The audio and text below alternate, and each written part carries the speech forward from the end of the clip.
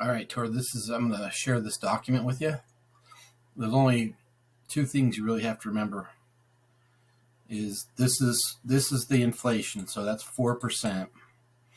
If you wanted to change it to 5, you just change that. So 1.04 is 1% or 4% on an annual basis. So every number up here increases by 4%.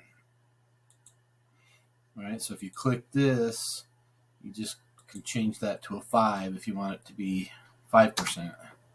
And then just hit the tab button or whatever, and it changes all the numbers. So let's say that their power bill is 120, and their solar payment's 110.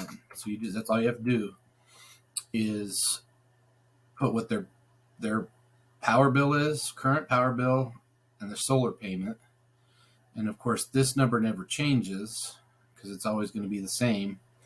But this number increases annually, compounding at 5%. So basically, it's the previous number, so F2 times F28, which is this number right here. So each year it just progressively grows. So over the next 25 years, they're going to pay about $68,000 in their power bill, and their solar payments it'd be 33, so they would save 35,000.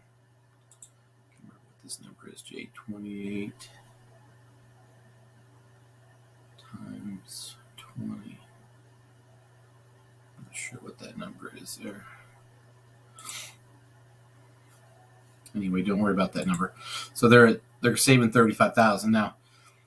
I probably had these backwards, maybe 100 here, and then their solar payment. So anyway, whatever their average power bill is now, and then whatever their solar payment is here, and so that stays the same, and that increases. And I've got it set at 5%. I usually have it at 4%, which may be a little bit high. At least not this year anyway. So that's how easy it is to use. Let me know if you have any other questions.